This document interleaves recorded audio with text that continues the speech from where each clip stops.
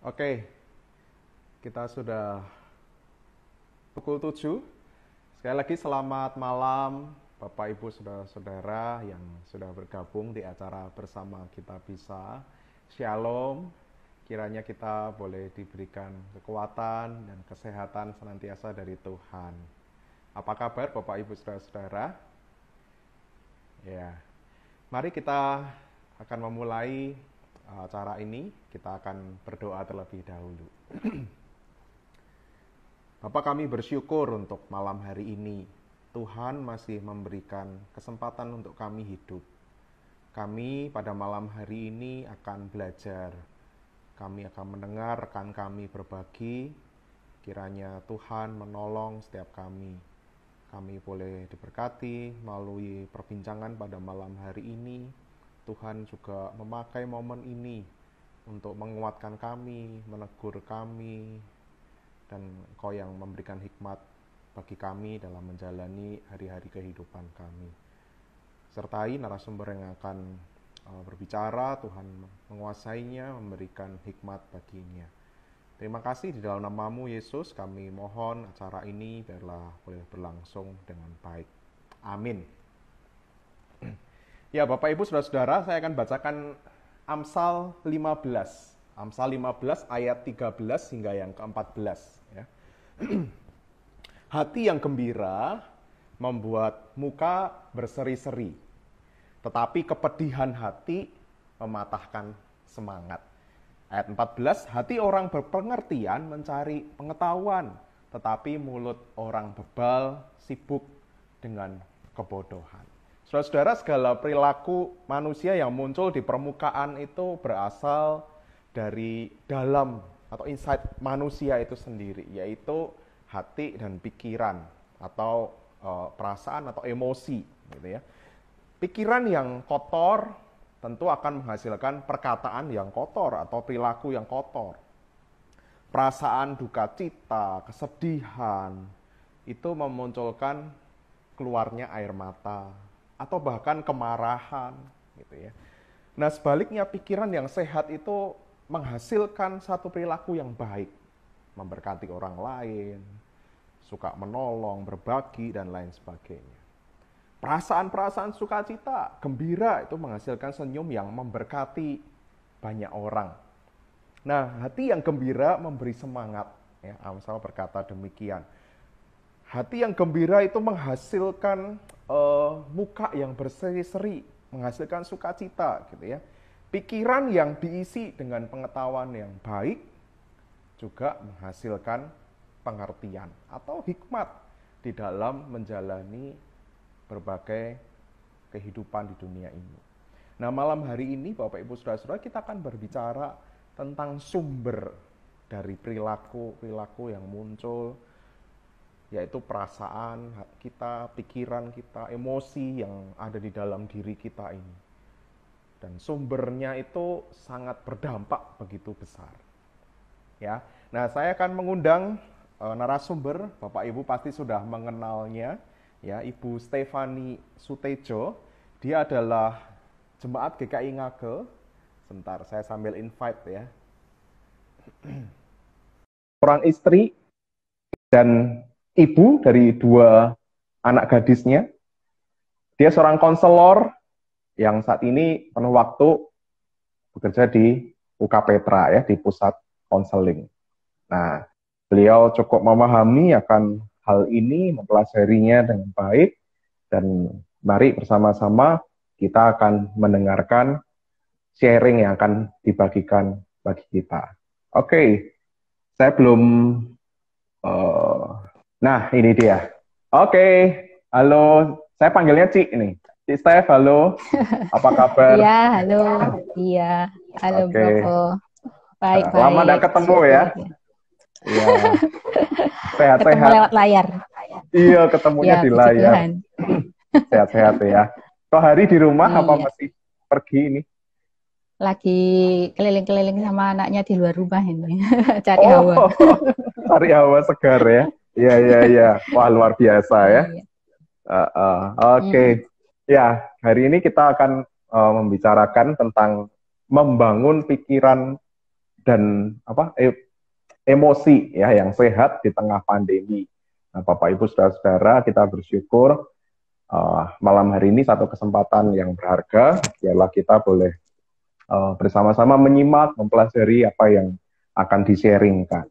Nah, si Steph, salah satu cara kita ini menangkal COVID ya, di infonya adalah ya harus olahraga, makan sehat, gizi yang cukup, apalagi berjemur di matahari gitu ya, supaya hangat, juga dapat vitamin D gitu ya. Nah, apakah sebenarnya pikiran dan emosi kita ini juga perlu nggak sih kita jaga? Dan apakah punya pengaruh yang besar terhadap kesehatan tubuh fisik gitu ya, secara fisik? Ya, ya, terima kasih, Prof. Bo. Saya sapa dulu teman-teman yang ada di sini juga ya, termasuk mama saya. Ya, ada saya juga ya, tidak apa-apa ya, kita saling berbagi aja.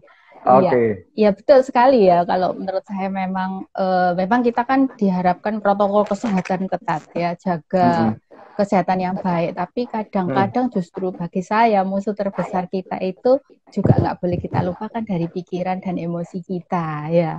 Ya ambil contoh aja, nggak selalu buruk sih. Kalau ini mungkin ada anak pemuda di sini, kalau lagi jatuh cinta tiba-tiba kok jerawatnya muncul ya. Jadi ada ngaruh kan ya. Gitu ya. Tapi kalau kita tegang ya, mungkin termasuk saya, kalau tegang, stres, mahnya kumat, vertigo kumat. Jadi ternyata pikiran, emosi, jiwa kita tuh sangat berpengaruh pada tubuh, karena kita ini semua kan menyatu ya. Jadi makanya kita perlu waspada juga. Kadang-kadang orang bisa drop begitu, entah ya kita nggak mengharapkan, bisa jadi kena positif bukan karena nggak jaga kebersihan, tapi mungkin nggak jaga hati kita yang ya memang kondisi ini kan berat ya, banyak kecemasan dan sebagainya. Itu bagi saya memang sangat ngaruh. Saya senang sekali tadi amsalnya itu ya, hati yang gembira itu betul sekali. Iya, jadi sangat berpengaruh. Apa istilahnya, psikosomatis gitu mungkin? Kalau iya betul. Kalau lagi galau-galau tuh bisa bikin sakit fisik gitu ya. Iya, dan masing-masing kita punya kerawanannya. Nanti tahu ya, siapa yang kalau stres sariawan, siapa yang kalau stres sakit mah ya. Iya. Stres migrain ya, kita masing-masing punya keunikannya saya rasa. Saya kalau mau nyanyi tegang malah tenggorokannya sakit tuh, saya. Mungkin termasuk gitu ya. Iya betul. Malah riaknya keluar gitu. Kayaknya nggak cocok jadi penyanyi. Nah, sebelum lebih jauh lagi ini, nah sebenarnya apa sih tantangan kita di masa pandemi ini ya, sehingga kita itu perlu sangat penting sekali membangun pikiran dan emosi yang sehat. Dan kita ini sedang menghadapi yang semacam stres yang seperti apa sih? Nah, mungkin ada nama khusus stres untuk COVID ini, mungkin silakan. Iya, nanti bisa diusulkan mungkin ya, jenis satu gangguan. Iya. Iya, ya memang terasa nggak terasa ya, kayak pandemi ini udah berlangsung kira-kira berapa bulan ya, Bu? 2-3 bulan mungkin ya, sejak Maret ya. Iya, betul. Nah, bagi saya ya saya juga mendengar dari webinar memang ternyata kondisi ini kan sangat stressful sekali. Karena apa? Ya macam-macam kita alami ya. Paling tidak perubahan ya, satu hal. Apalagi di awal-awal ya, tiba-tiba saya juga hari terakhir kerja, besok nggak usah kerja. Saya nggak pernah mikir kalau lamanya sekali WFH-nya, tapi terus berubah kan gitu ya. Biasa kerja di kantor bisa fokus, terus di rumah dengan berbagai ya demand yang ada, masih ada anak dan sebagainya. Itu perubahan yang besar bagi anak sekolah. Tiba-tiba nggak boleh ketemu temennya, harus di rumah, nggak boleh ke mall, belajarnya lewat daring yang nggak biasa juga. Itu perubahan banyak sekali ya. Nah, apalagi tipe-tipe orang tertentu yang mendengar berita-berita COVID ini, tiba-tiba bisa kena kecemasannya bisa sangat tinggi. Lalu kita juga melihat bahwa kenapa kok stres? Ini keadaannya nggak terprediksi ya. Jadi nggak tahu kan sampai kapan. Bahkan bilangnya ya kita harus new normal aja, karena kelihatannya kita akan hidup bersama dengan virus gitu. Kita juga merasa kayak kehilangan kontrol kan ya. Sudah jaga, sudah doa, tapi apakah jamin bahwa kita nggak kena ya? Kita nggak pernah tahu. Jadi, nah rupanya semua hal itu kan ngaruh ke kita tadi ya. Nah, masing-masing itu orang punya reaksi kan ya, ada yang tetap bandel aja itu ya, yang sampai dibilangi apapun ya tetap keluar, tetap merumpi, tapi ada yang begitu sangat cemasnya sampai parno gitu ya, semua disemprot seisi rumah kecuali kecuali anak istri.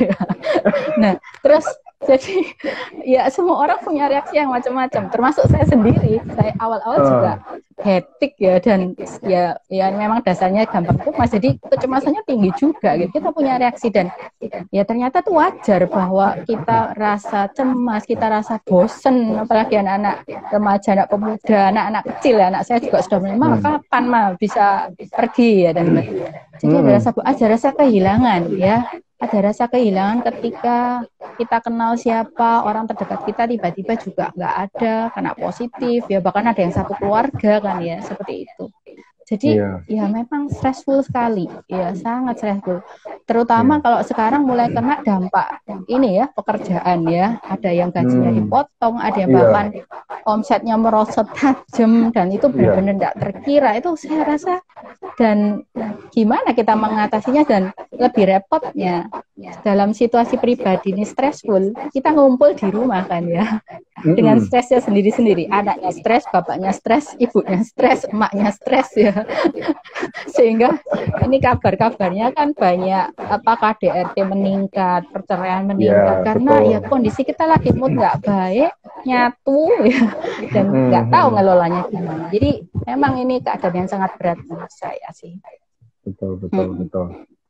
Iya. Sorry, apakah suara saya jelas atau ada noise? Sangat jelas. Iya. Kalau si Steph sendiri ada pengalaman tersendiri nggak tuh? Iya, tadi kalau boleh cerita sedikit, saya ini dasarnya kan gampang stres ya, sudah bertobat sih lumayan, maksudnya gampang cemas gitu. Tapi kena pandemi ini ya jujur awal-awal takut juga ya, mikirin kalau kena gimana, keluarga gimana. Terus yang kalau saya bikin stres itu perubahannya sih. Jadi perubahan ternyata ya mungkin saya orangnya nggak gampang adaptasi juga ya, biasanya udah tertata, terplanning, kerja di kantor begini, ternyata di rumah itu mungkin juga ada orang tertentu jam kerjanya itu jadi nggak jam 8 sampai jam 4, tapi ya udah ini karena keadaan darurat kan ya gitu ya. Iya, terus penyesuaian karena kami juga ngajar konseling dari yang biasa tatap muka terus langsung online ya kan nggak fasih juga ya, jadi harus banyak belajar. Terus ya pokoknya awal-awal tuh bener-bener wow, kayaknya kaget banget gitu. Tapi terus juga waduh kalau gini terus bahaya juga kan ya, harus mulai sadar dia bahwa kita nggak bisa mendiamkan diri kita seperti ini gitu loh. Ya itu sih kalau pengalaman saya, nggak tahu Prof Pobo apalagi ini istri dalam waktu itu mungkin pada hamil tua ya. Iya, apalagi sekarang juga udah melahirkan. Sudah melahirkan. Dulu bulan Maret kan ya waktu mulai booming itu, dan beritanya kan kalau ibu hamil itu justru makin rawan gitu ya.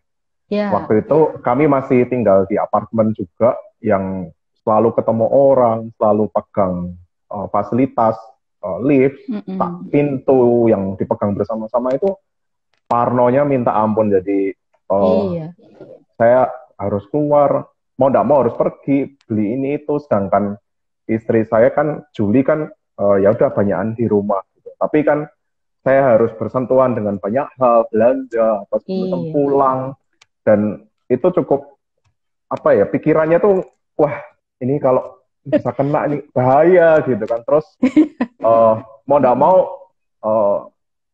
wanita itu lebih parno sebenarnya kalau saya lihat ya. Kayaknya gitu ya. Kayaknya sedangkan para suami ini banyak yang jadi korban kemarahan istri.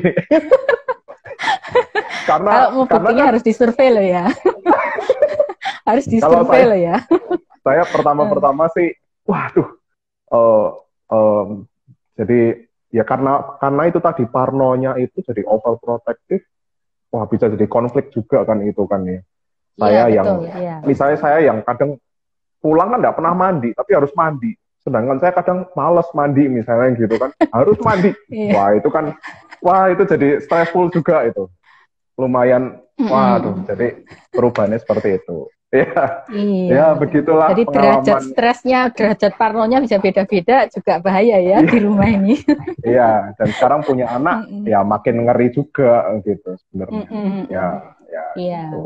Ya, sekarang di rumah sih yang lebih safe lah, lebih aman. Istri juga merasa lebih aman ya, nggak ketemu banyak orang itu lebih aman sebenarnya. Iya. Itu pengalamannya. Oke. Kita lanjut ya. Apakah emosi yang negatif itu selalu buruk nggak sih? Dan kita ini nggak boleh punya emosi yang buruk, kan harus positif terus gitu ya. Apakah harus selalu dihindari gitu? Gimana sih? Iya. Nah ya, memang tadi ini topiknya kan membangun pikiran emosi sehat ya, bukan positif ya. Iya, memang.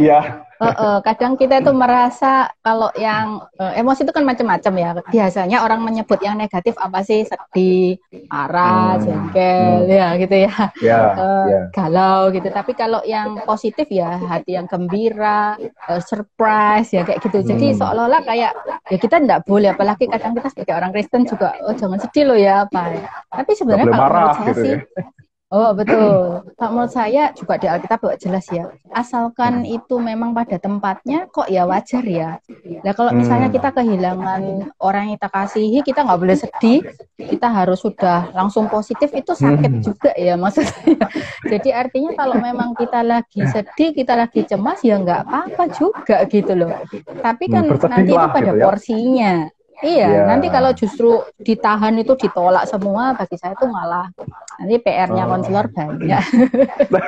Ya, jadi ya tapi ya itu, jadi pada porsinya aja dan memang pada prinsipnya yang positif itu pasti lebih membangun kan gitu pada intinya.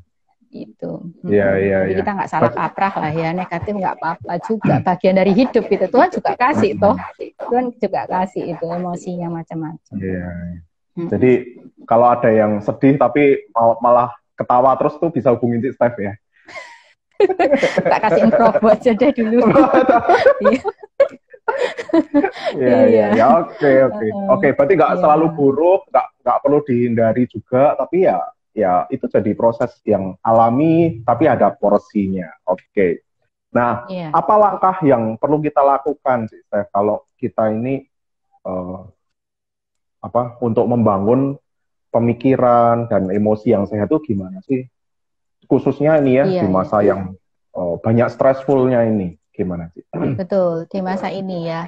Jadi, nah ini saya mengambil prinsip dari teman kita ini, Bu Anita Praboya. Dia punya prinsip yang baik 3A ya, 3E, yaitu aware, accept, sama adapt. Ini kayaknya simple, mungkin bisa saya sharekan di sini. Jadi justru yang pertama penting itu adalah kita menyadari dalam kondisi seperti ini, bahkan sudah sampai 2-3 bulan ini, sebenarnya apa sih yang aku ini rasakan? Apa sih reaksiku gitu ya? Apa sih pikiran-pikiran yang muncul?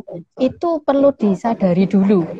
Sama aja kayak orang itu punya sakit tertentu ya, tapi dia nggak pernah perhatiin, nggak pernah aware gimana caranya dia mau pergi ke dokter atau berobat kan, atau bahkan mau sembuh, nggak mungkin ya.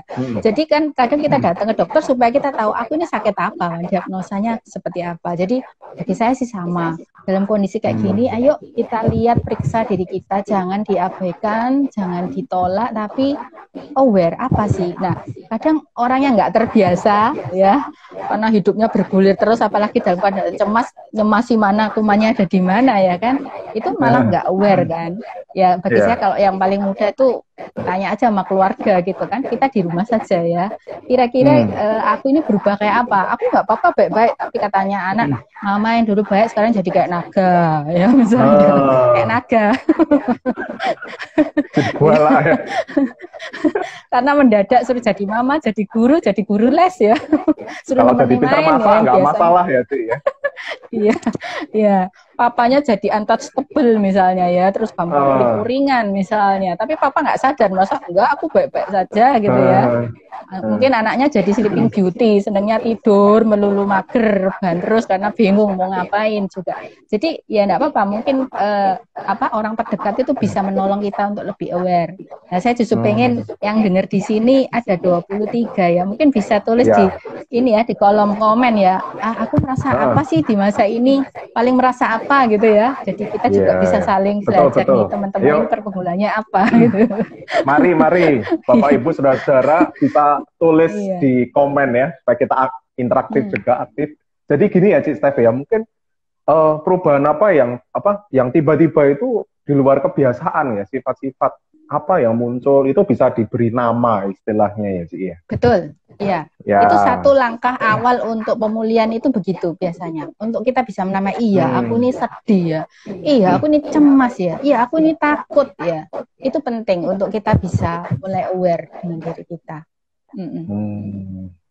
Oke. Ayo silakan. Belum ada yang berani nulis ini, Bo. Belum ada. Kok cuma ada dada doang ya ini ya. Gak usah malu ya, kita semua punya kerentanan kok ya. Betul. Iya. Apa yang paling dirasakan deh di masa ini gitu ya? Apa nama emosi yang biasanya kita paling rasakan gitu ya? Sambil jalan lah nanti kita lihat. Ya, oke. Ya, itu aware ya, disadari apa yang tiba-tiba berubah, tiba-tiba nggak berjalan seperti biasanya. Ayo silakan di komen ya. Nah kita sambil lanjut nih. Nah kalau sudah sadar, kalau sudah tahu, terus ngapain nih Cik? Iya. Nah langkah berikutnya adalah tadi apa? Accept ya. Jadi mengakui. Nah kalau saya boleh kutip ini ada di Filipi ya, Filipi 4. Nah ayat 6 ya. Ini ayat yang baik sekali untuk mengingatkan kita. Saya bacakan ya, janganlah hendaknya kamu khawatir tentang apapun juga, tetapi nyatakanlah dalam segala hal keinginanmu kepada Allah dalam doa dan permohonan dengan ucapan syukur. Damai sejahtera Allah yang melampaui segala akal akan memelihara hati dan pikiranmu dalam Kristus Yesus. Jadi kalau dari ayat ini kita melihat bahwa bukannya kita nggak boleh khawatir, tapi Paulus tahu bahwa kita ini khawatir. Lalu apa yang bisa kita lakukan? Nyatakan kekhawatiranmu itu, segala hal yang kamu rasakan kepada Tuhan. Ya, juga jadi kita akui Tuhan, aku ini ya harusnya aku nggak boleh takut, tapi aku jujur aku takut Tuhan ya. Aku cemas kalau ada apa-apa, aku takut nasib keluargaku ke depan ini kayak apa gitu. Dan ini juga mungkin perlu juga dibantu dengan ngobrol bukan hanya dengan Tuhan ya, dengan Tuhan itu oke, tapi saudara seiman ya. Kalau kita keluarga dengan pasangan, dengan istri, dengan suami, jadi kita berbagi dengan apa yang kita rasakan. Kalau enggak, yang kena hanya uring-uringannya ya, konfliknya. Padahal kita sebenarnya karena di dalam diri kita tuh memendam masing-masing pergumulan gitu loh ya. Nah itu ya. Jadi saya rasa kita perlu belajar mengakui, iya aku merasa seperti ini dan Tuhan itu menerima. Tuhan itu menerima. Dan kalau Tuhan menerima, kita juga belajar menerima ya.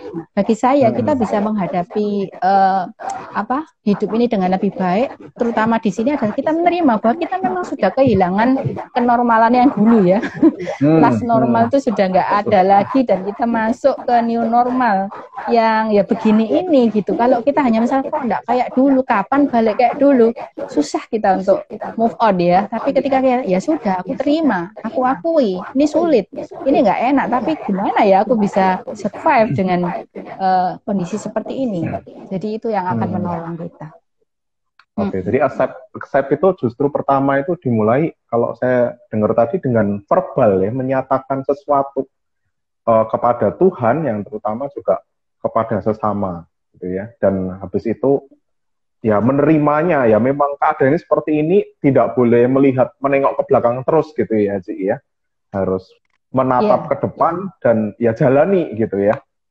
Betul. Cuman kan perlu diawali dengan kita mengakui bahwa memang kita merasa yang nggak enak gitu ya, mengakui dan menerima itu penting karena kadang-kadang kita itu sudah langsung harus dipaksa untuk loncat gitu loh, maksud saya. Kamu kan nggak boleh cemas, ayo bangkit. Ya kadang-kadang nggak mudah kalau memang stressfulnya banget gitu loh buat kita kayak gitu.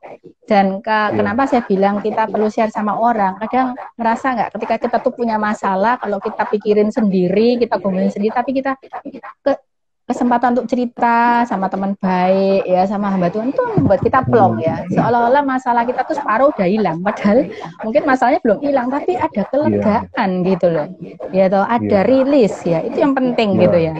Jadi ibarat gelas tuh isi letaknya kopi itu kan bisa kita keluarkan dulu gitu, untuk nantinya kita bisa belajar yang lebih positif gitu. Iya. Oke. Ya, Bapak Ibu saudara-saudara, ada lagi nggak ini yang mau menuliskan? Oh, masih satu ini, Lisia Sun. Iya, Bu. Hah? Merasa bingung. Wah, bingungnya apa? Boleh loh diperjelas. Mungkin yang biasanya nggak pernah bingung, tapi jadi bingung yang berlebihan, mungkin. Nah, itu ya. Ada lagi yang lain, silahkan memberi nama, aware, kesadaran apa yang tiba-tiba berubah, perasaan-perasaan apa yang tiba-tiba muncul, stres-stres apa yang keluar, gitu ya. Kemudian baru di accept, ya, diterima. Memang tadi saya dengar, saya bilang nggak gampang gitu ya. Kalau lagi depresi misalnya atau stres gitu, nggak bisa kita bisa bilang, ayo harus segera bangkit. Itu nggak bisa ya, tapi accept itu juga butuh proses yang mungkin nggak instan ya, cukup panjang ya, ya, pelan-pelan, perlahan gitu ya.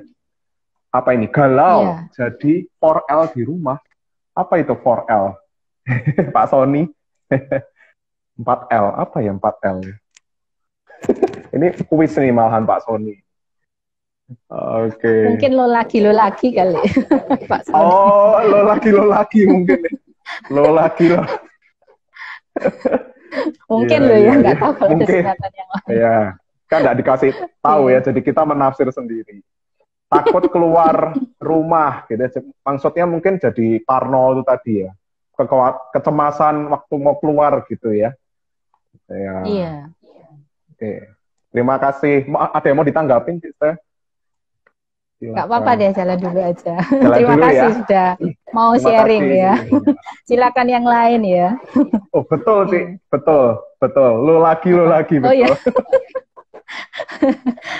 Saya dapat hadiah dari Prabot, bahkan saya tepat.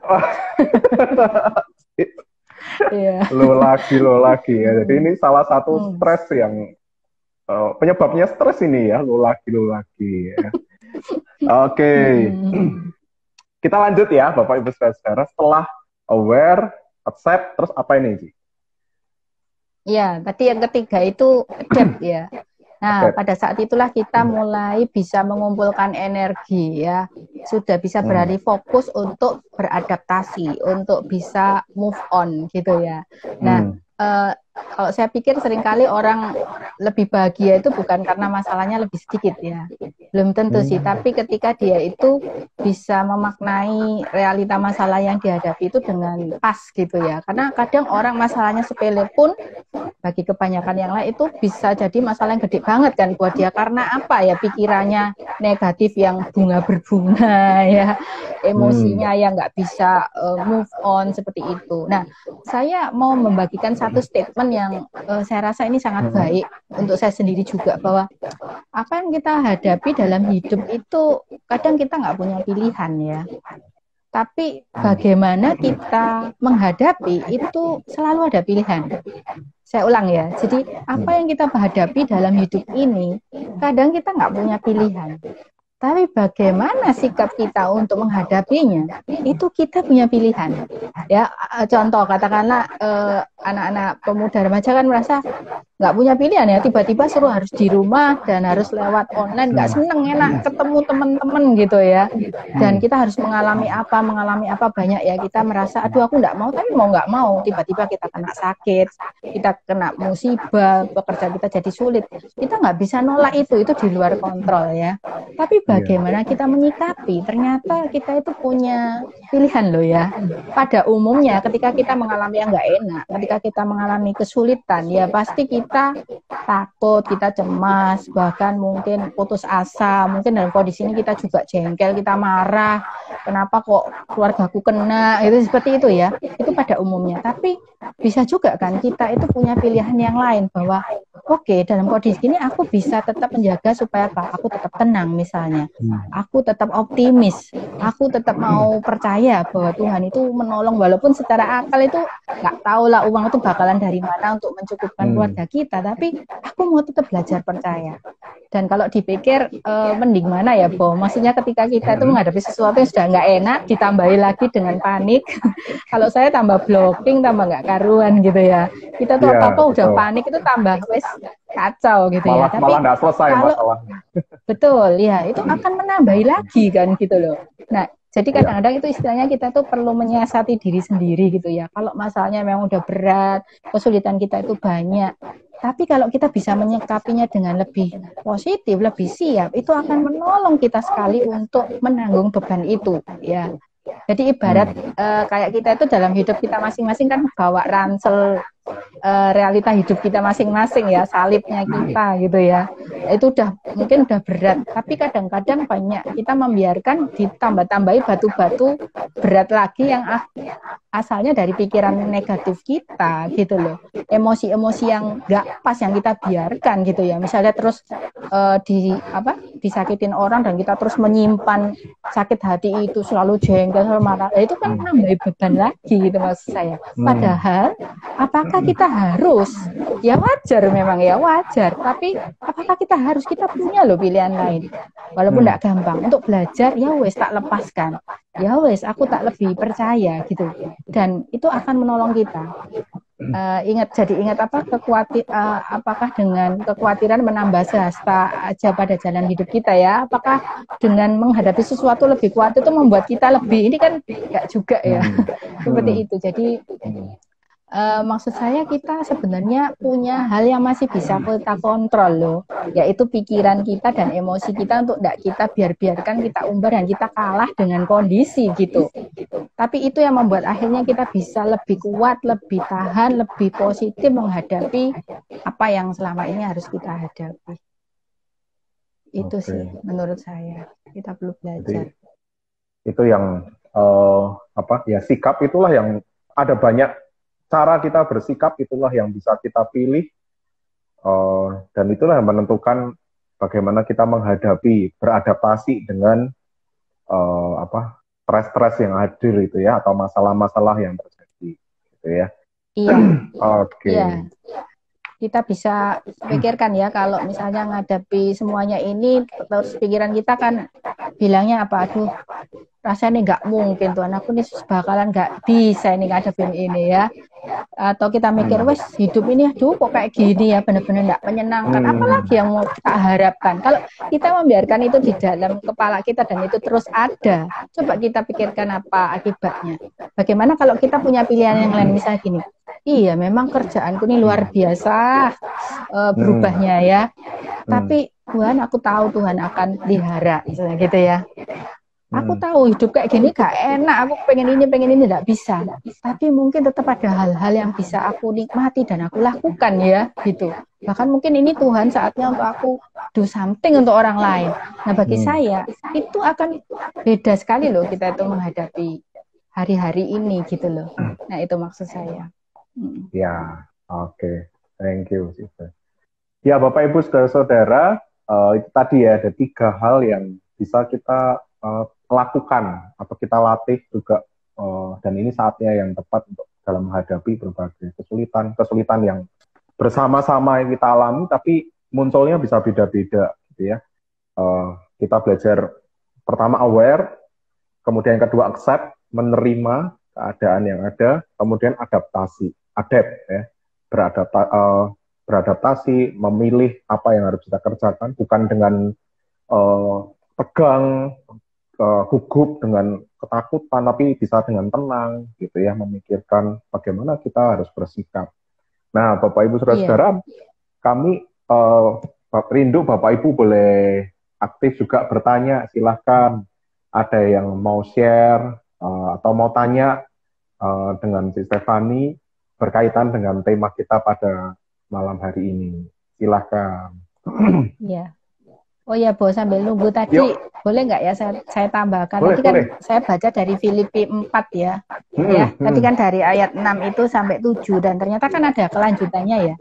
Jadi akhirnya saudara-saudara, semua yang benar, semua yang mulia, semua yang adil, semua yang suci, semua yang manis, semua yang sedap didengar, semua yang disebut kebajikan dan patut dipuji, pikirkanlah semuanya itu. Nah, jadi tadi beranjak dari kekhawatiran dan kita nyatakan kepada Tuhan, sehingga damai sejahtera Tuhan itu mulai bisa mengisi hidup kita. Lah gimana jaga supaya damai sejahtera itu tetap ada? Ternyata apa yang diminta Paulus yaitu kita fokus pada yang baik kan, fokus pada yang positif. Jadi penting sekali bahwa bagaimana kita membangun pikiran dan emosi yang sehat ya. Kita stop yang negatif, kita biarkan yang kita justru cari masukan yang positif untuk diri kita kan gitu ya. Makanya kan seringkali nasihatnya sudahlah stop, kamu ikuti terus berapa jumlah orang yang kena COVID tiap hari ya. Apalagi di pagi hari begitu ya.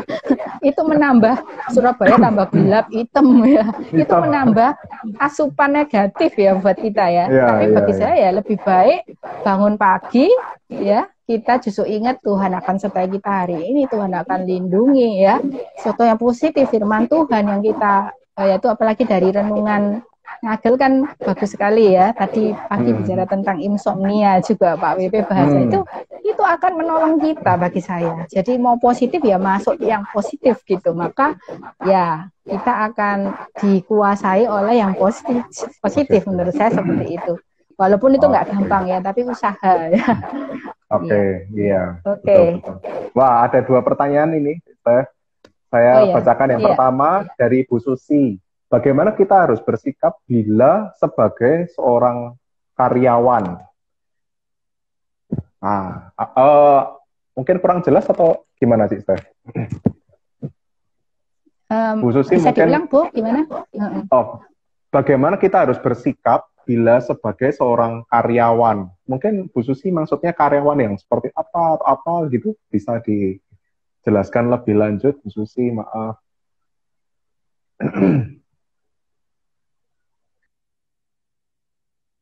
Dari Pak Sony, saya tunggu dari Bu Susi ya. Nah ini, maaf terputus. Bagaimana sikap dari sekarang tetap harus bekerja seperti kondisi. Jadi mungkin dalam kondisi yang seperti ini bagaimana gitu. Bentar ya. Bagaimana kita harus bersikap bila sebagai seorang karyawan tetap harus bekerja seperti kondisi? Ya. Mungkin maksudnya apa? Mungkin di tengah rasa cemas kita bahwa seharusnya kita di rumah, mungkin seperti itu kan. Tapi perusahaan tetap meminta kita untuk tetap kerja gitu ya. Gitu mungkin kan. Maaf Bu Susi, kita masih menebak-nebak. Mungkin masih terputus ya. Saya tanggapin yang lain dulu. Bu Susi minta tolong bisa menuliskan lebih jelas ya. Kondisi normal yang tetap dituntut tanggung jawab. Mungkin maksudnya tetap harus kantor, tetap harus ketemu orang gitu ya maksudnya. Ya itu berarti kondisi yang mungkin yang tadi saya bilang ada hal-hal yang harus kita hadapi ya, nggak bisa kita kontrol gitu. Kalau kita bos misalnya, aku nggak usah keluar dulu misalkan ya, karena aku memang nggak siap, aku cemas daripada aku cemas. Tapi kalau sebagai karyawan, termasuk saya juga ya, baru minggu kemarin sudah mulai new normal. Jadi mau nggak mau katanya yang dulu, ayo di rumah aja biar aman. Tapi ternyata sekarang, ayo kembali new normal, ayo mulai lagi kembali ke tempat kerja kita. Mungkin bagi orang-orang tertentu itu jadi kecemasan lagi kan. Saya yang tadinya hektik, cemas, sudah mulai enjoy dengan WFH, dengan pola hidup yang sudah mulai tertata, ini kan jadi kayak goncangan lagi, wow. Mau nggak mau, harus ke dunia nyata lagi nih, harus ketemu orang lagi nih, nggak tahu apakah kantor saya steril atau tidak, begitu ya. Nah, mau nggak mau deh, jadi nata di hati untuk, ya wes, sejauh mana protokol kesehatan bisa kita lakukan, ya kita harus percaya ya sudah bahwa jaga apa yang kita bisa kita kontrol ya, tapi selebihnya ya sudah kita nggak bisa apa-apa gitu, karena ya memang mau nggak mau seperti itu kan gitu. Itu hal yang di luar kontrol kita. Jadi ya itu tadi ya sudah kita coba singkirkan dulu, tahan kecemasan bahwa dunia akan lebih berisiko untuk aku, untuk keluargaku. Ya mau nggak mau deh harus dihadapi begitu.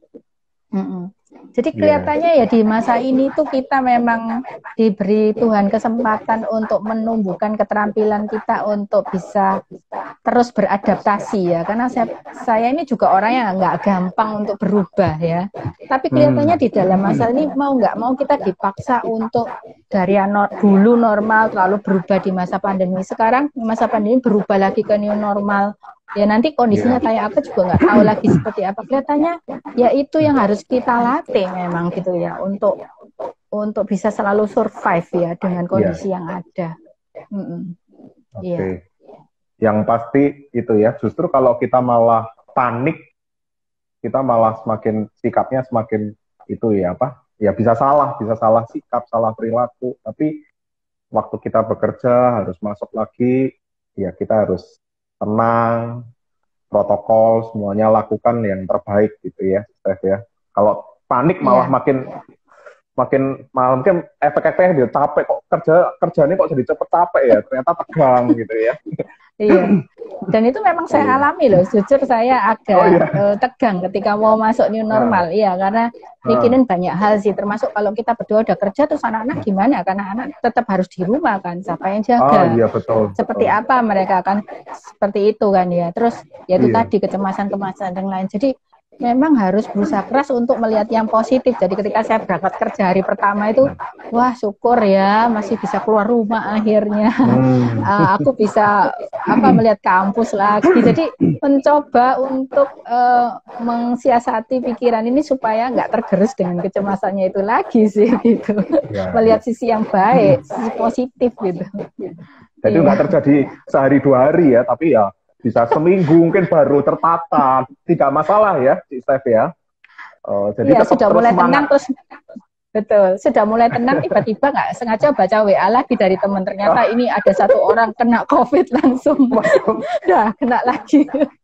Nanti kantor tutup lagi gitu ya, balik lagi.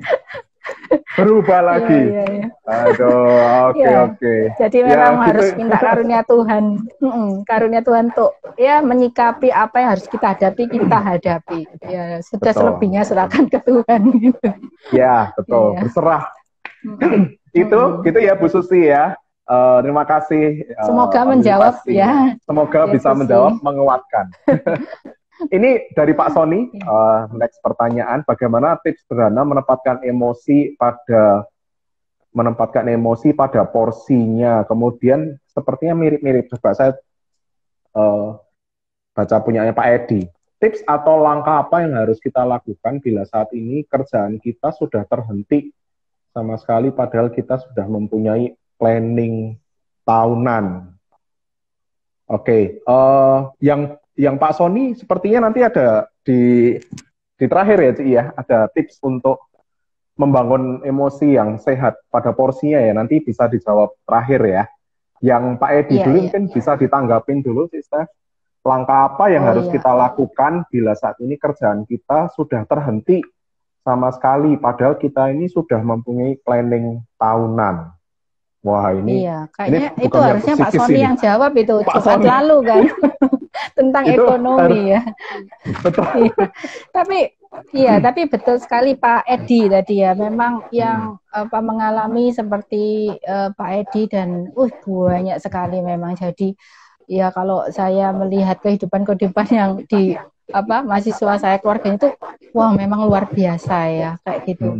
Dan kadang-kadang memang membuat kita itu bisa tercekam gitu, karena memang ini di luar prediksi ya, karena ke depan kita punya planning, punya kewajiban keuangan yang harus kita bayar ya. Banyak orang yang karena bekerjanya juga karena misalnya kayak Grab Car gitu ya, kan dia selama ini kerja normal dapat uang untuk bayar cicilan mobilnya ya, tapi begitu nggak bisa kerja, nggak bisa jalan, kan cicilan tetap harus jalan gitu, seperti itu. Jadi memang kondisi ini memang benar-benar luar biasa. Tapi ya itu bagi saya mendengarkan beberapa kesaksian juga dari teman, juga dari GKI ini, bahwa Tuhan itu kan memelihara ya. bahkan dengan sesuatu yang di luar pikiran kita. Itu yang saya aminkan, karena saya sendiri pernah mengalami ketika dulu saya di Malang sama sekali nggak ada income dan kami nggak tahu kapan bisa dapat pekerjaan, sedangkan kami sudah berkeluarga dengan segala kebutuhannya, tapi Tuhan pelihara. Jadi saya percaya Tuhan itu pasti peduli untuk setiap kita ya. Tapi yang kedua bagi saya, makanya sekarang ini sisi baiknya adalah kita mungkin dipaksa ya beradaptasi, dipaksa untuk mengeluarkan potensi kita justru ya, kreativitas kita gitu ya, keberanian kita yang selama ini kita berjalan di pet ini kayak aduh nggak bisa ya, pokoknya aku harus di sini, tapi ternyata kadang-kadang the power of kepepet kan ya. Kalau dalam kondisi kepepet, akhirnya nekat sudah, walaupun mencoba yang ini nggak bisa, mulai ada ide mungkin ya, mau mencoba pekerjaan yang seperti apa, usaha yang seperti apa. Nah, kadang-kadang justru saya pernah mendengar juga orang yang, ini bukan terkait COVID ya, tapi orang yang justru kena PHK, yang pada saat dia mengalami, dia sangat marah, dia sangat nggak bisa terima, tapi justru singkat cerita, dari momen itu, dia malah bisa menemukan passionnya ternyata ya, dia malah bisa menemukan satu bidang yang ternyata setelah sekian tahun dia baru bilang, aku malah bersyukur dengan kondisi itu, karena sampai di titik ini aku baru tahu bahwa memang Tuhan itu menolong aku untuk malah menemukan sesuatu yang boleh dikatakan nggak pernah terpikir. Kalau nggak kena PHK ya aku mungkin pada track itu terus gitu, misalnya seperti itu.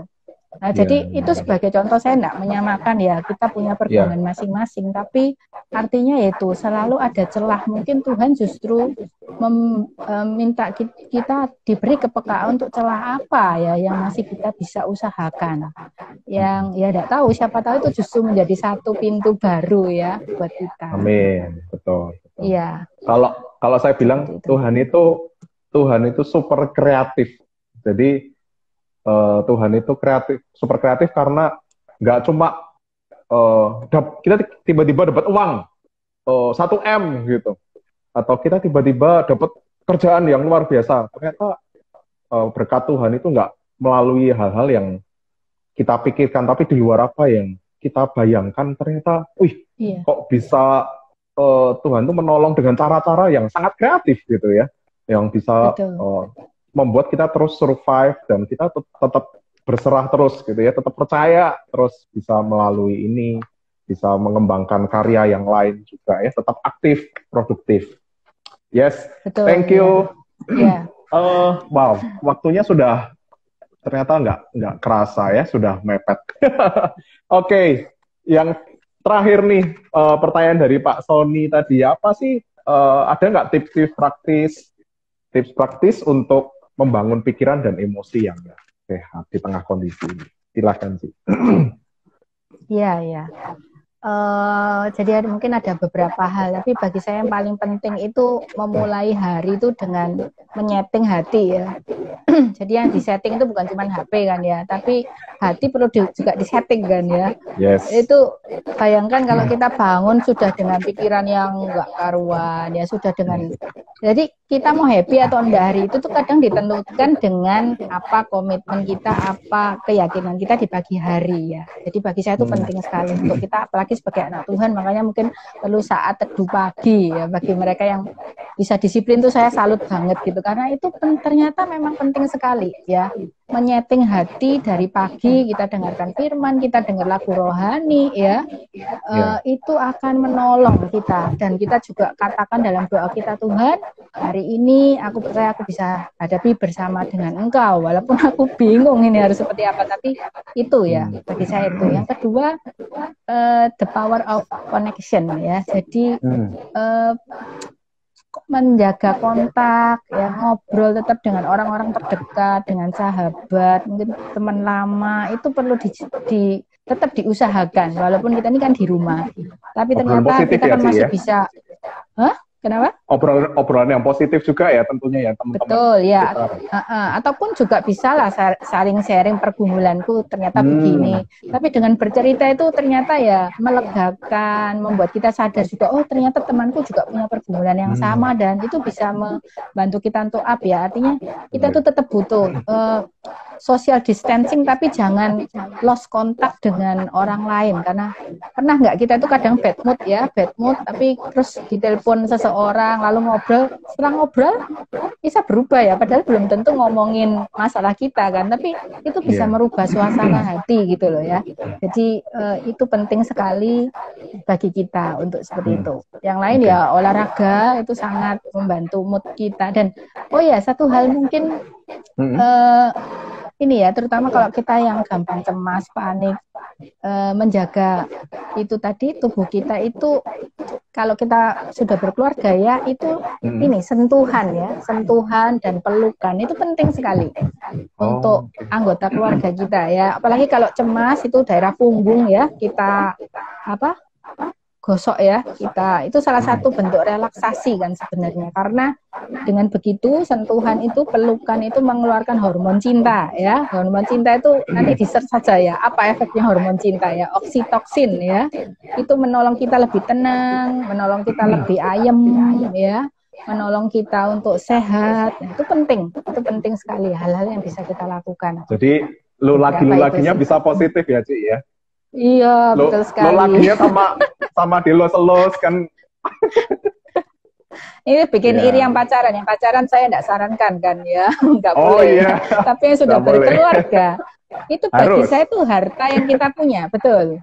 Bagi orang yang sendirian enggak bisa melakukan itu, tetapi mereka yang berkeluarga, mereka bisa. Makanya kenapa kok kita sedih, kita masalah itu kan kita memeluk ya. Kita memeluk itu ternyata penting banget loh itu. Ya. Ya, itu hanya satu tips yang harusnya kan kita semua bisa lakukan ya kalau kita ada bersama dengan keluarga. Betul. Iya. Wow. Thank you tips-tipsnya dan hal-hal yang boleh dibagikan pada malam hari ini, Steph. Kita pasti diberkati semua.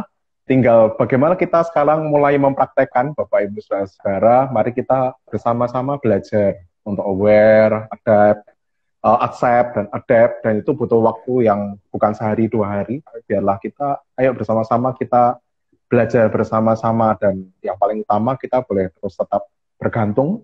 Kita punya Tuhan yang harus kita pegang terus, percaya Dia Tuhan yang sangat kreatif, yang sangat berkuasa, bisa menolong setiap kita di dalam berbagai konteks masalah Bapak Ibu masing-masing. Nah, Bapak Ibu Saudara, pada malam hari ini, sebelum mengakhiri acara ini, saya mau ajak berdoa dari Mazmur 31. Ya. Mazmur 31, saya hanya bacakan di beberapa ayat saja. Ayat 9, 10, 12, 14, sampai yang ke-16. Dan ini biarlah boleh menjadi doa kita bersama, di mana pemazmur ini juga aware, accept, dan adapt, gitu ya, juga depend on God, gitu ya. Mari kita bersama-sama berdoa. Ya Tuhan, kasihanilah kami. Ya Tuhan, sebab kami ini merasa sesak, karena sakit hati mengidaplah mataku, meranalah jiwa dan tubuhku. Sebab hidupku habis dalam duka dan tahun-tahun umurku dalam keluh kesah. Kekuatanku merosot karena sengsaraku dan tulang-tulangku menjadi lemah. Aku telah hilang dari ingatan seperti orang mati, telah menjadi seperti barang yang pecah. Tetapi kepadamu aku percaya, ya Tuhan, aku berkata, Engkaulah Allahku. Masa hidupku ada di dalam tangan-Mu. Lepaskanlah aku dari tangan musuh-musuhku dan orang-orang yang mengejar aku. Buatlah wajah-Mu bercahaya atas hamba-Mu. Selamatkanlah aku oleh kasih setia-Mu. Bapa di dalam surga, kami bersyukur pada malam hari ini boleh bersama-sama belajar dengan rekan kami, Ibu Stefani. Kami boleh diberikan masukan yang baik, diberikan satu hal yang positif, yang membangun kehidupan kami bersama-sama. Tuhan tolong kami belum terlepas dari masalah, kami masih ada di dunia ini dan terus akan berhadapan dengan berbagai masalah apapun, tidak hanya COVID ini. Kiranya Tuhan terus senantiasa menjadi pegangan hidup kami. Kami mempercayakan hidup kami ini hanya kepada Engkau saja ya Tuhan. Mampukan kami menerima, menghadapi berbagai keadaan kehidupan kami. Saya berdoa untuk Cik Stefani, keluarga ya Tuhan, Kau juga melindungi, menguasainya dari berbagai pergumulan kehidupannya, khususnya untuk COVID ini, biarlah Engkau yang mengaruniakan kesehatan bagi mereka. Juga berkati pekerjaannya yang harus dilakukan, Kau kiranya yang senantiasa hadir dalam keluarga Cik Stefani. Terima kasih ya Tuhan, kiranya kasih karunia dan damai sejahtera-Mu senantiasa menaungi kehidupan kami. Amin. Amin. Terima kasih Cik Stefani sekali lagi sudah berbagi kepada kami. Sama-sama. Tuhan memberkati. Tuhan memberkati juga bagi Bapak Ibu Saudara-saudara yang sudah hadir. Kiranya setiap kita boleh terus semangat menjalani pandemi ini, secara khusus juga berbagai pergumulan yang Bapak Ibu Saudara sedang alami. Tuhan memberkati. Bye-bye. Ya.